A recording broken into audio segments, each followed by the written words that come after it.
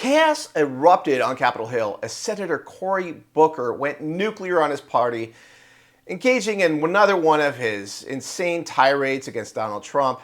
But before we get into this, please like, comment, and share at Explain America. We appreciate your support for common sense journalism. Now, this is the future of the Democratic Party. Senator Cory Booker just lost it on the Senate floor, again engaging in just insane hyperbole about the Democrats' complicity with an authoritarian leader, unquote, accusing members of his own caucus of bending the knee to President Trump and his policies. But that wasn't even the wild part. According to Punchbowl News, things got even nastier behind closed doors. Booker reportedly screamed, quote, "There's a lot of us in this caucus that want to effing fight," unquote. Except he didn't say effing. That's right, a sitting U.S. senator dropping F-bombs in a caucus meeting, accusing fellow Democrats of enabling Trump and throwing blue states under the bus. Well, the blow-up came as Democrats weighed whether to back a sweeping new Trump-led legislative package that includes massive tax cuts and budget restructuring, a plan Booker called a poison pill, designed to drain funding from Democrat-run states and push law enforcement cash to Republican areas. On the Senate floor, Booker went off. The Democratic Party needs a wake-up call. I see law firms bending a knee to this president, not caring about the larger principles, that those free speech rights, that you could take on any client, why are you bending the knee? I see universities that should be bastions of free speech bending at the knee to this president. I see businesses taking late-night talk show hosts off the air because they dare to insult a president. I see people who want mergers suddenly think that they have to pay tribute to this president.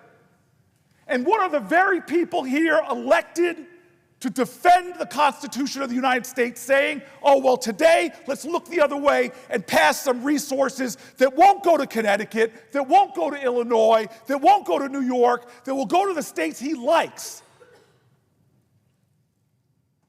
That is complicity with an authoritarian leader who is trashing our Constitution. It's time for Democrats to have a backbone. It's time for us to fight. It's time for us to draw lines. And when it comes to the safety of my state being denied these grants, that's why I'm standing here. Don't question my integrity. Don't question my motives. I'm standing for Jersey. I am standing for my police officers. I'm standing for the Constitution, and I'm standing for what's right. And dear God, if you want to come at me that way, you're going to have to take it up with me, because there's too much on the line right now in America. As people's due process rights and freedom of the speech rights and secret police are running around this country, picking people up off the streets who have a legal right to be here. There's too much going on in this country. When are we going to stand together for principles that I just heard that we're agreed with? When are we going to stand together? If we don't stand as Democrats, we deserve to lose. But if we stand united, if we stand strong, if we stand with other people, if we tell with a chorus of conviction in America what this president is doing is wrong, if we stand up and speak that way, dear God, we will win. Like all of those people that are ancestors who joined hands together and said, we shall overcome. No, not on my watch. I'm protecting Jersey today. I'm protecting our Constitution today. So, America, it's a wake-up call, okay? Republicans are not seizing the moment of delivering all of the Trump mandate. Now, they just took another recess. Sure, we just got Emil Bove confirmed to the judicial circuit. That is great. We need to get more judicial nominees in. That's 100% true. But why can't we just keep our eye on the prize, treat this with a sense of urgency? Because if you look at Cory Booker, these are the kind of politicians who have a screw loose, who just engage in partisan, inflammatory, and reckless rhetoric constantly with no tethering to reality whatsoever. And you have the loony 20% that get all ginned up about this and just want to go on this anti-Trump spree of just, inflammatory rhetoric and accusing him of being, like some type of tyrant or authoritarian. Look, Americans, we're not living under a tyranny under Donald Trump. We're not living under authoritarianism. This is just cloud cuckoo land stuff.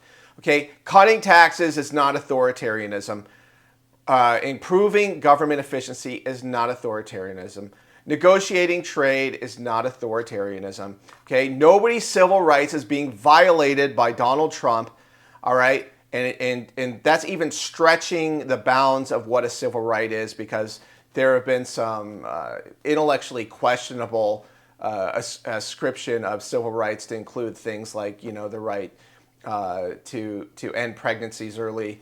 And it's, you have varying interpretations of that, and I respect that, but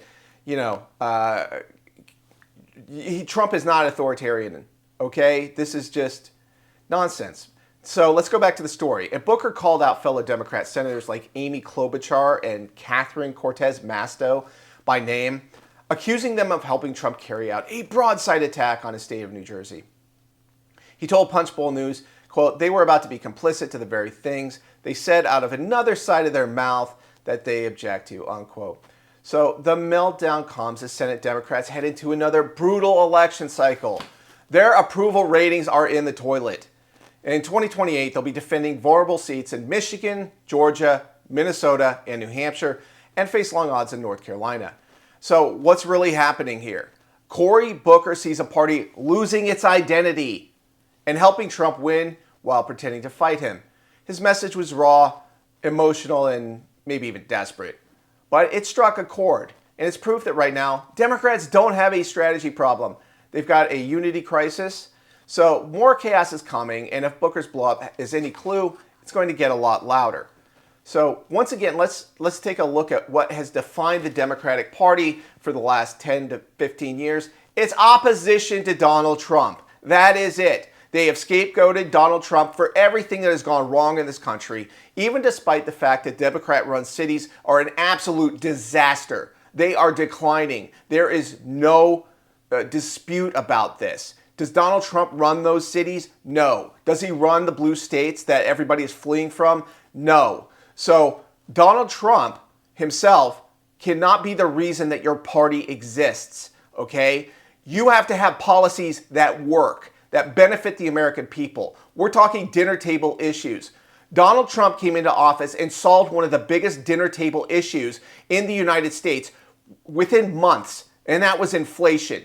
He has curbed it and slowed it down to a great extent off of the absolutely ridiculous levels that it was under the Biden administration. So Donald Trump did that right off the bat, okay? He is getting us tariff deals that nobody has even thought to get of in a generation at least. And that's paying huge dividends, like, what is it, $28 billion in 1 month? This could be $1 trillion over the course of the next 5 to 10 years that help us pay off some of the lunatic spending that the U.S. government has carried out over the last 40, 50 years. Okay, because we're in a massive hole, like $36 trillion roughly. The interest on the debt is overwhelming. If the tariffs just help us pay the interest on the debt, that's a bonus. But then we have to get to at least a balanced budget situation. And we need to start paying this debt off because our dollar is weakening. The Fed cannot just keep manufacturing money out of thin air. And speaking of which, Trump has to deal with enemies on all sides constantly. So if the Democrats get back into power in the Senate, the House, both, we're just going to have another stupid 2 years of nothing productive, hardly getting run by the U.S. government. Trump trying to go it alone, getting sued by rogue judge, or getting sued and getting ridiculous, absurd rulings by rogue judges to try to stop him. Look, America, you don't want this. So Republicans, start getting after the single issue bills, E-Verify, voter ID. Just do the no-brainer one issue bills. Stop the omnibus nonsense. Stop ignoring the will of the American people and give the voters a reason to get out and make sure that you don't lose power to these reckless and absolutely juvenile Democratic Party, please. So if you have any more feedback about this, we really invite that at Explain America. Thank you for watching.